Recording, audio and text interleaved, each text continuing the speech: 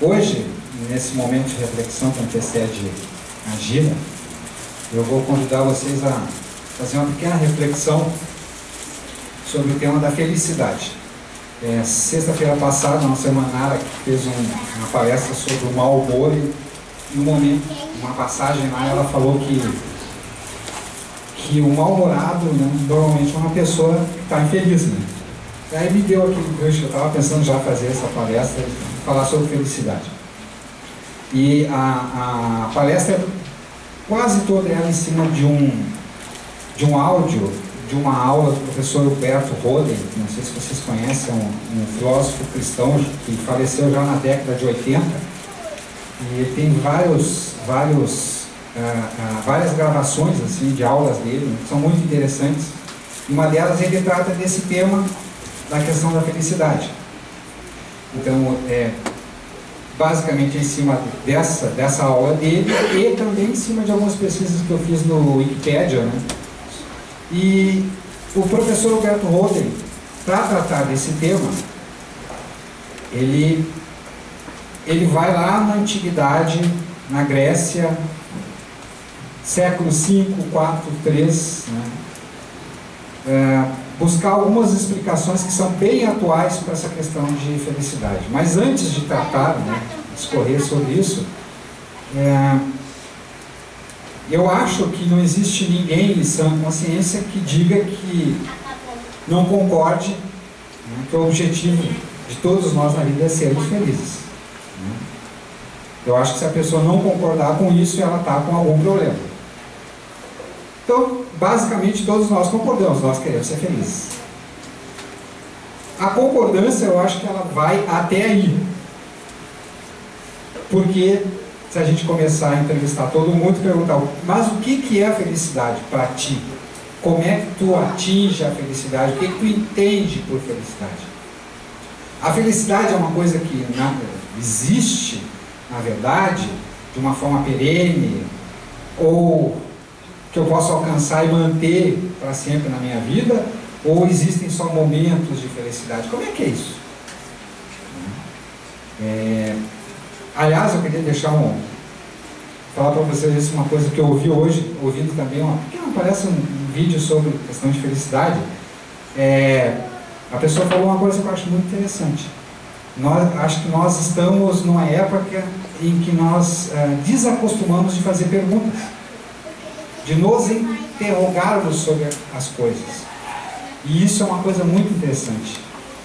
Eu acho que mais do que respostas, a gente tem que começar a exercitar as perguntas, né? Através das interrogações, procurar um caminho para aquilo, né, que nós estamos procurando, que está nos afetando. Não respostas, não porquê, causas. Então, basicamente, a filosofia grega, ela começa assim, de uma forma mais ou menos organizada, já no século V a.C., lá com Pitágoras. Vocês imaginem, século V a.C., 500 anos antes de Cristo. São 2.500 anos, mais de 2.500 anos de hoje. Já naquela época havia pessoas que se preocupavam com esse tema. O que é a felicidade? O que pode fazer uma pessoa feliz, um homem feliz, a humanidade feliz? E pelo contrário, o que nos faz infelizes? E, basicamente, o professor Roden pega 3 escolas, né, para abordar esse tema. A primeira escola que ele pega é a escola filosófica que fica com o nome de hedonismo, né, que eu vou dar o nome de vocês aqui, quem foi o filósofo que iniciou essa escola. O Aristipo de Cirene. Ele viveu entre 435 e 335 a.C. Segundo ele, o único caminho para a felicidade é a busca do prazer e a diminuição da dor. Ele afirma, inclusive, que o prazer corpóreo é o próprio sentido da vida. Hedonismo vem de Hedoné, que é uma figura da mitologia grega né? Que é uma coisa interessante, vocês vão ver, essa palavra vai passar assim, todos os filósofos, os gregos entendiam, os filósofos entendiam a felicidade por um nome, eudaimonia. Eudaimonia é uma palavra composta, eu quer dizer bom, e daimonia, gênio. Daimon é a raiz da palavra demônio. Então, na mitologia grega, os daimon, né, eles vêm através desde a mitologia árabe, assim, né, tem aquelas figuras, né, dos bons e maus espíritos que trabalham junto com a humanidade. Então existiam os anjos, né, e os daimons. Então, eu acho já a primeira coisa estranha assim, né, como é que felicidade pode estar ligada com uma palavra que nós temos assim como uma coisa ruim, né, demônio. Mas vocês verem isso, todos eles tinham essa palavra como felicidade. Bom, essa escola hedonista então pregava que o básico que pode fazer a humanidade feliz é o prazer. E da onde que eles vão tirar isso, né? Basicamente, os filósofos da antiguidade, eles se ocupavam de observar a natureza. Então, quando vão tratar da felicidade, eles, de uma forma comum, vão observar os animais, né? E aí eles começam a ver o que faz um animal feliz. Basicamente, ele suprir as necessidades básicas que ele tem, né? Isso dá prazer para ele. Então, essa escola busca na própria natureza essa explicação. O que faz o homem feliz é o prazer. Quem consegue o máximo que pode ter prazer na vida, da forma que for, consegue ser feliz. Mas existe um filósofo que vai ser, apesar de não ser o fundador dessa escola, ele vai ser o maior expoente dessa escola, que é o Epicuro. O Epicuro era, segundo o professor Rodrigo, um ricaço, e que fundou uma escola em Atenas de filosofia. Aliás, gente, naquela época não existia um sistema educacional como existe hoje, né? Então existiam os filósofos, aqueles que conseguiam, que ficavam famosos, fundavam escolas, e lá que as pessoas que podiam pagar tudo iam ter educação. O Epicuro, às vezes, né, lendo o texto que eu li na internet, dá a impressão que ele não é bem da escola hedonista, no sentido vulgar de prazer, né? Porque o hedonismo está ligado com essa ideia vulgar do prazer, a ideia mais baixa do prazer, né? O prazer de qualquer espécie nos faz feliz. O Epicuro não. O Epicuro também pregava que era o prazer que era capaz de nos fazer felizes. Mas o prazer que ele pregava não era bem exatamente esse prazer que vem das coisas, né, das nossas relações com os vícios e com essas coisas.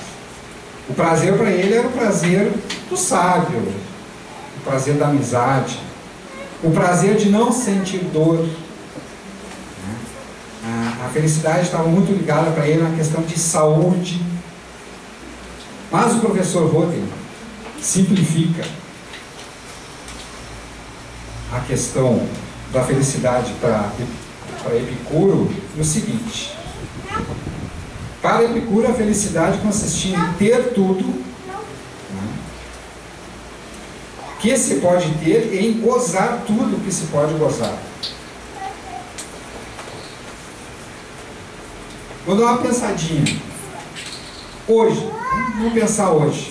A humanidade, sabe que tem muita gente que vive dentro dessa filosofia de vida, pratica essa filosofia, que acha que a felicidade vem daí? O que vocês acham?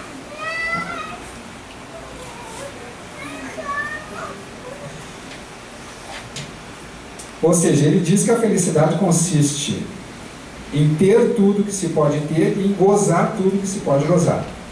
Eu acho, particularmente, isso aqui é uma coisa muito atual. Se nós olharmos à nossa volta, principalmente nessa época do ano, né? Ser feliz é poder comprar as coisas, comprar presentes, né?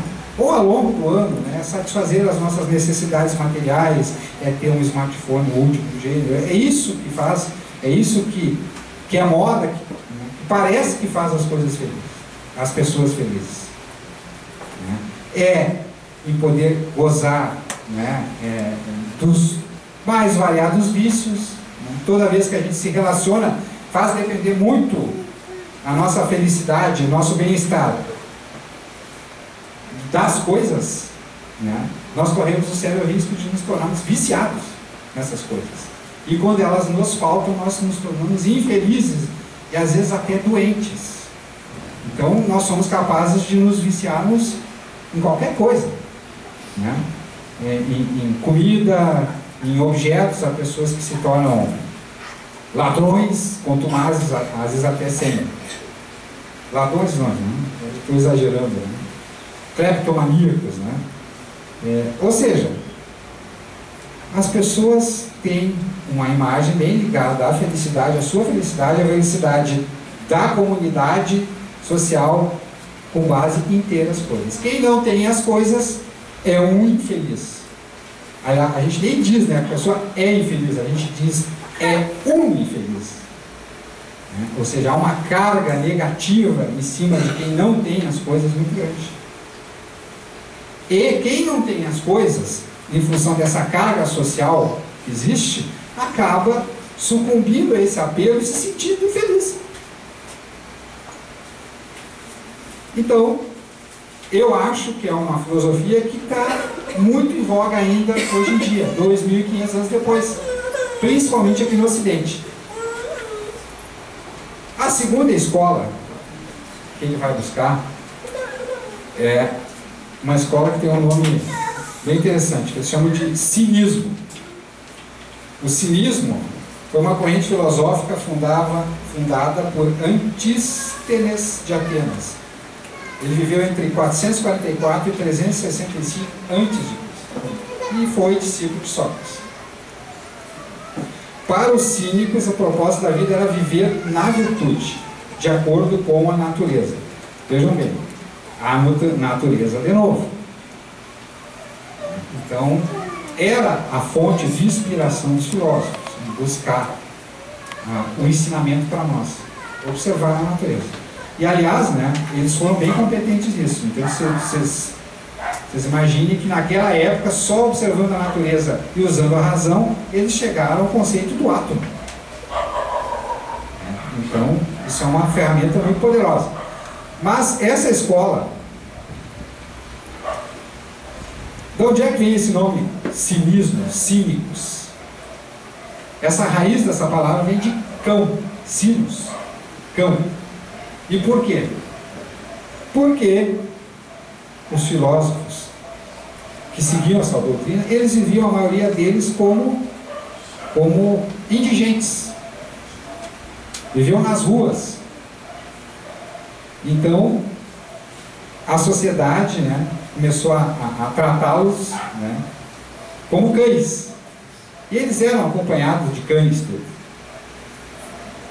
E o que acontece? O maior expoente dessa corrente, mas antes de chegar lá, deixa eu ler um pedacinho para você sobre aquela palavra que eu falei antes.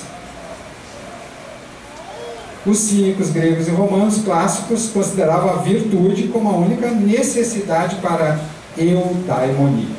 Uma palavrinha de novo aí. Nossas reais necessidades são para eles aquelas que nos impõem a nossa condição animal. Como nos alimentar, por exemplo. O animal também não tem objetivos para viver. Ele não tem que responder pelos seus atos para a sociedade. Ele não precisa de casa ou conforto. É nas necessidades básicas dos animais que o homem deve se espelhar para conduzir sua vida. O que os cínicos pregavam? O maior expoente dessa escola, apesar de não tê-la fundado, foi Diógenes de Sinope. Sinop era uma cidade da Turquia, na época. Viveu entre 412 e 323 a.C. Tornou-se um mendigo que habitava as ruas de Atenas, fazendo da pobreza extrema uma virtude. Segundo o professor Humberto Roden, para Diógenes a felicidade consistia em não ter nada. Vejam bem, a anterior dizia, né? Era ter tudo. Já o Diógenes pregava não ter nada, a felicidade consistia em não ter nada que o mundo nos possa tirar. E não desejar possuir nada que o mundo nos possa dar. Então, basicamente é isso. O Diógenes e a escola dos cínicos pregava que nós não podíamos fazer depender a nossa felicidade de ter as coisas. E vão mais além. Nós não podemos sequer desejar ter alguma coisa. Ó, não desejar possuir nada que o mundo possa nos tirar. Porque se eu faço desejar, eu faço a minha felicidade depender daquilo, do que eu tenho, a qualquer hora eu posso perder a felicidade, então eu nunca vou ser feliz. E se eu desejar possuir alguma coisa que o mundo possa dar, eu também posso perder a minha felicidade. A qualquer hora, então, eu não vou ser feliz. Então, a gente corta o mal pela raiz e para ser feliz, o Diógenes pregava que a gente não pode ter nada. E assim ele vivia. O Diógenes, ele não tinha uma escola de filosofia, ele não lecionava filosofia. Ele morava no mercado público de Atenas, num barril, de cães, seminu, e é por ali que ele ficava. E ele pregava que as pessoas, basicamente, que a condição de vivermos em sociedade é uma condição que nos faz fantoches. Nós nos obrigamos, né, toda a organização social nos obriga a fazer coisas que nunca vão nos levar a ser felizes. Segundo ele, nós tínhamos que viver como vivem os animais, livres. Nós temos que fruir do que a natureza nos dá.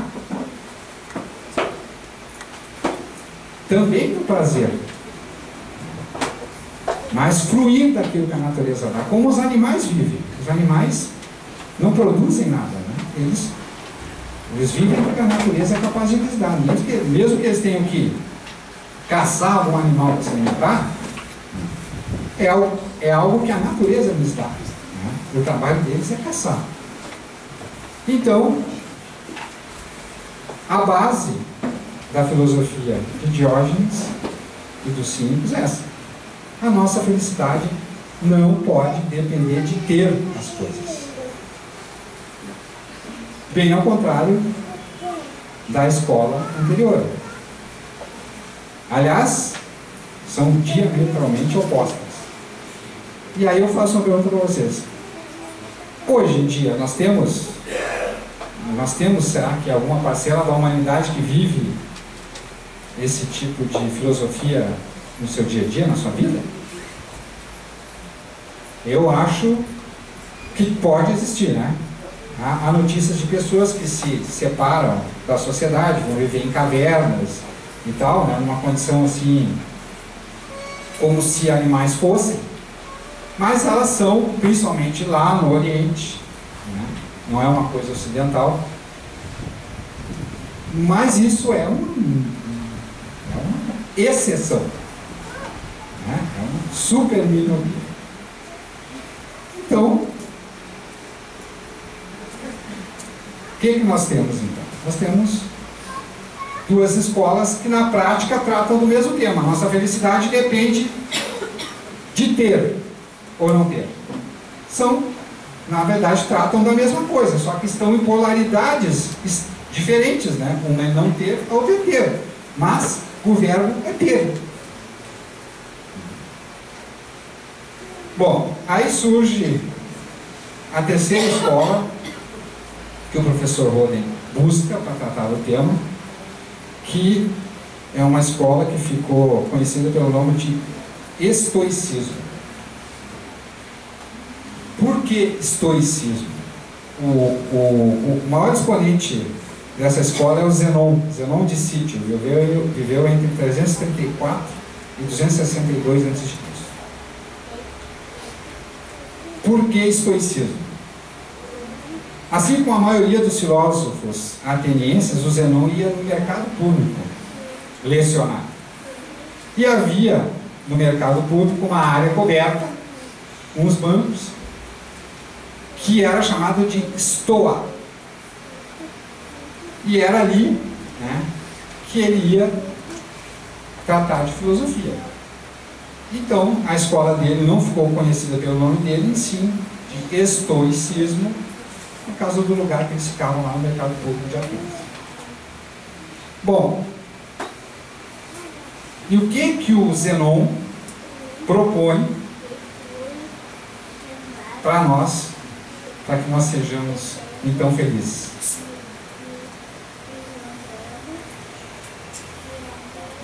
Propõe-se viver de acordo com a lei racional da natureza. Fica fugindo dessa questão da ligação com a natureza. Mas aqui nós temos uma palavrinha adicional: racional. Racional da natureza.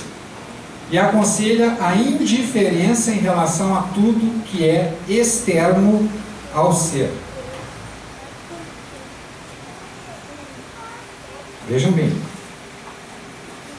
Indiferença em relação a tudo que é externo ao ser. Até agora o verbo que nós tratamos foi ter ou não ter, né? Agora o Zenon não diz assim. Ser. Indiferença em relação a tudo que é externo ao ser.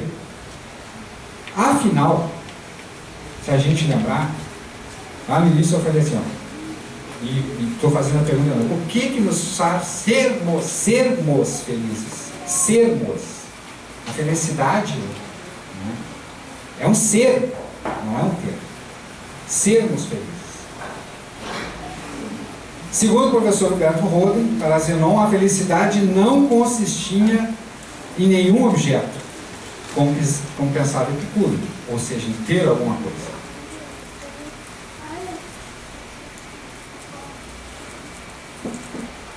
Ou em não ter nenhum objeto, como pensava Diógenes. A felicidade não consiste em nenhum objeto, e sim no sujeito. É um ser. O ser não pode estar num objeto. O ser só pode estar em nós mesmos. A felicidade não pode depender de algo que esteja fora de nós. Passa então a filosofia do objeto para o sujeito. Como é que o sujeito, nós, humanidade, nos portamos em face dos objetos presentes ou ausentes? Perguntinha que eu fiz lá no início. Será que todo rico é feliz? Porque pode ter as coisas?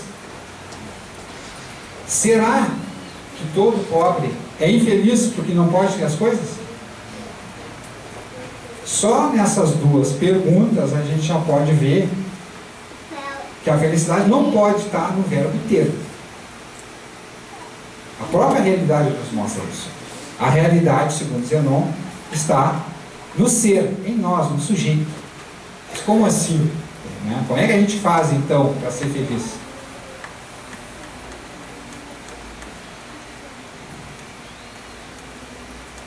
Repito, a felicidade depende de como o sujeito se porta em face dos objetos, presentes ou ausentes, tendo ou não tendo as coisas.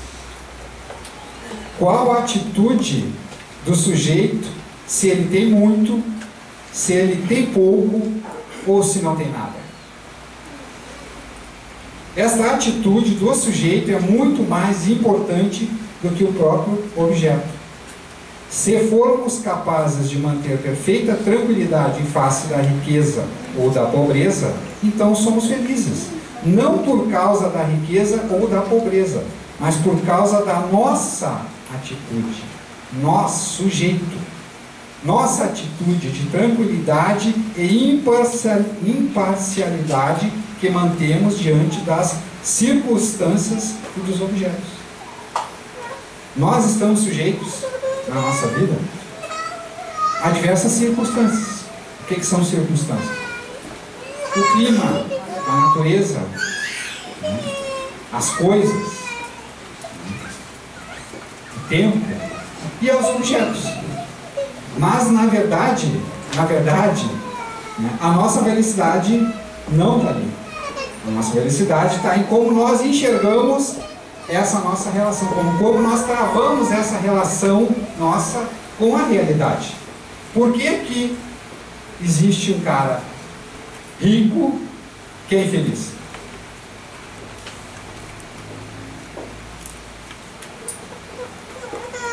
Por que um cara pobre, miserável, pode ser feliz? Por que um índio, lá no meio da floresta amazônica, pode ser muito mais feliz que a maioria de nós aqui, sem não ter um palito de fósforo, sem não ter nem roupa? Porque a forma de entender a realidade que ele tem é diferente da nossa. Nós estamos escolhendo ver a felicidade por um determinado tipo de óculos, que não é capaz de nos dar felicidade. A felicidade que está fora de nós, dos objetos, da qual nós resolvemos depender, a felicidade externa, da qual nós não temos controle nenhum, essa felicidade não existe. Nós estamos escolhendo algo que não existe. O que pode ser a felicidade? Podemos resumir toda a sabedoria dizendo nas seguintes palavras do professor Rony: nunca farei depender a minha felicidade de algo que não dependa de mim. Porque se eu escolho, se eu tenho essa ideia, se eu vivo, se eu tenho essa filosofia de vida, esse modo de enxergar a realidade, vendo fora de mim as coisas que podem me fazer felizes, eu não vou ser feliz. Eu estou indo para o lado errado. Eu posso ter momentos de gozo, de alegria, de prazer, mas a ideia da felicidade é uma ideia de uma coisa perene, uma coisa que é capaz de nos se sustentar. E o que é capaz de se sustentar enquanto felicidade? É algo que eu mesmo construo. É uma forma que eu tenho de enxergar as coisas. Só isso vai me dar felicidade. Se eu resolvo, como poucos mestres conseguiram até hoje, na verdade, vamos combinar, eu estou falando para vocês uma coisa que não é fácil. Mas pensem bem, os maiores expoentes da humanidade até hoje não tinham onde dormir. Olha Jesus não tinha onde dormir, Jesus não tinha casa. Chegava de noite e ele tinha que estar pedindo, né? Os apóstolos pediam pouso. Ele não tinha nada.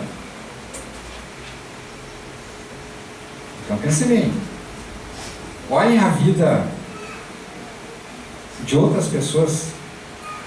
Puxa vida, agora do Gandhi. Olha só, Gandhi. Olha que figura que foi para a humanidade Gandhi. Olha a vida simples que Gandhi tinha. Olha a Madre Teresa de Calcutá. O que ela tinha dela? Ela tinha provavelmente a roupa dela. E essas pessoas provavelmente viviam uma felicidade que nós não temos mais nem nada. Mas que felicidade que elas tinham? Elas tinham a felicidade de uma coisinha que eu resumiria em 3 letras, que é paz. Paz. Para mim, felicidade é paz. Todo ser humano que é capaz de estar em paz, para mim é feliz. Paz. Paz, que está faltando tanto para a gente. O homem não pode ser objeto, e sim sujeito de sua felicidade. A felicidade não pode nos acontecer. Nós é que devemos fazer a nossa felicidade. E o fazer depende do ser. Tudo que nós fazemos de acordo com o que nós somos. Olha o verbo, somos. Fazer depende do que nós somos. E o que nós somos é nós que escolhemos. Nós escolhemos o que nós somos. E aí nós temos duas notícias, uma boa e uma ruim. Eu vou dar a primeira boa. A boa é que, em função do livre-arbítrio e da razão que nos fazem humanos, nós podemos escolher se somos felizes ou infelizes. Nós podemos escolher. Nós temos a razão. Nós podemos pensar. Você imaginem, nós podemos escolher, às vezes, em determinadas situações difíceis que nós passamos assim, como nós vamos nos portar com relação àquilo. Se alguém, por exemplo, vem nos coloca numa situação desagradável, nós não somos obrigados a reagir de uma forma que vai na mesma direção daquilo que veio para nós. Os mais sábios fazem o contrário. Os mais sábios não recebem aquela carga que essas pessoas que estão de mau humor, que estão mal, ou que estão mal intencionadas com a gente, querem nos entregar. Os sábios simplesmente não recebem aquilo. Mas isso é muito difícil. A nossa reação hoje é sempre assim, né? Toma lá, dá cá. E eu não sou diferente de ninguém. Principalmente a gente vai chegando nessa época do ano, né? Parece um fio desencapado, assim, tá todo mundo, vai chegando meio perto, parece que a coisa já vai dando uma eletricidade, assim, né? A gente nota em tudo, assim, né? Parece que as pessoas estão assim, que não se aguentam, né? Eu acho que essa proximidade de Natal, Ano Novo, eu confesso para vocês que é uma época do ano assim que eu gosto muito quando passa, que me deixa muito ansioso, não sei, mas a gente nota, porque é uma época emblemática, né? Natal, principalmente o Natal. Vamos falar um pouquinho do Natal, então. Eu acho que o Natal é bem emblemático sobre essa questão de felicidade.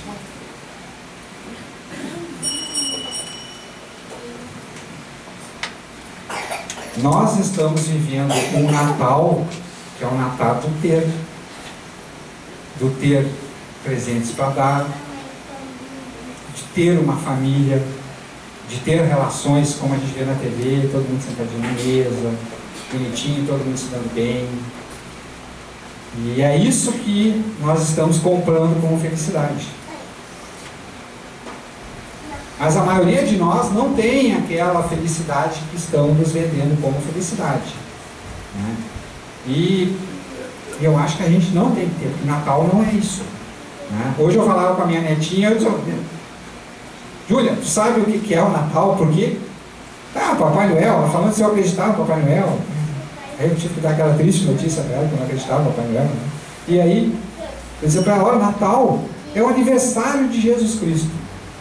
É uma festa de aniversário, né? Nascimento de Jesus Cristo. E aí, a gente pegou esse hábito de dar presente para os outros, porque a gente não pode dar um presente para ele.